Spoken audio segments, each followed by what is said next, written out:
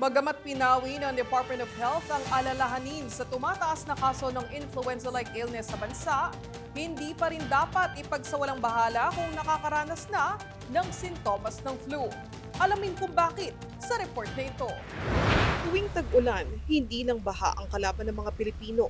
Kaakibat na ng tag-ulan ang mabilis na pagtaas ng bilang ng kaso ng mga influenza-like illness o ILI. Ayon sa Department of Health, wala namang outbreak ng trangkaso o ILI, kundi normal na flu season lang. Pero kahit na seasonal flu lang ito, hindi dapat basta-bastang ipagsawalang bahala ang sintomas ng trangkaso dahil maaari itong mauwi sa mas malalang karamdaman. Gaya ng karanasan ng ama ni Patricia. Kwento ni Patricia, ilang araw silang nag-alala dahil hindi gumagaling ang ama kahit natapos ng antibiotics. Hanggang sa nalaman nilang diagnosed na pala ito ng pneumonia na dulot ng MRSA.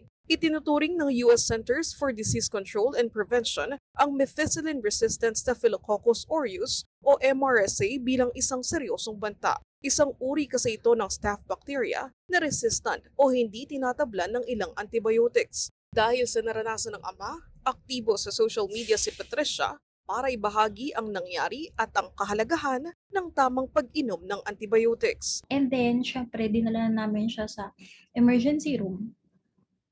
Hindi na siya makahinga, sobra yung ubo niya. And then, pagdating dun sa hospital, binigyan siya ulit through IV na azithromycin ulit, which is again, ordinary antibiotic, and then cefixime ulit through IV. Tapos, 4 days na, mataas pa rin lagnat niya, like 39, mga ganun, 38 to 39, hindi bumababa.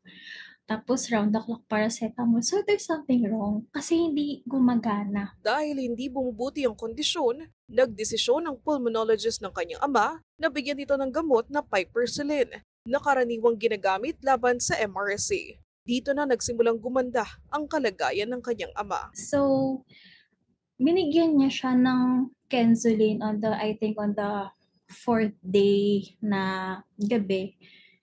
And then, like after 2 days, medyo bumababa na yung lagnat niya.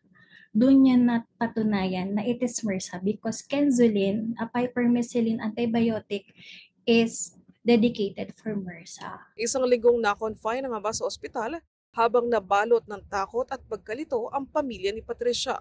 Walang ibang magawa kundi manalangin at magtiwala sa mga doktor. Ang natutunan ko sa with my family is health really is everything.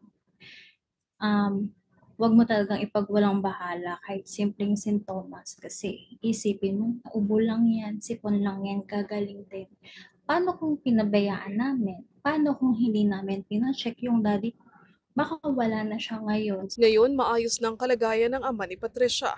Patuloy na nagpapalakas ng resistensya sa pamamagitan ng pag-inom ng vitamins, tamang pahinga at tamang pagkain.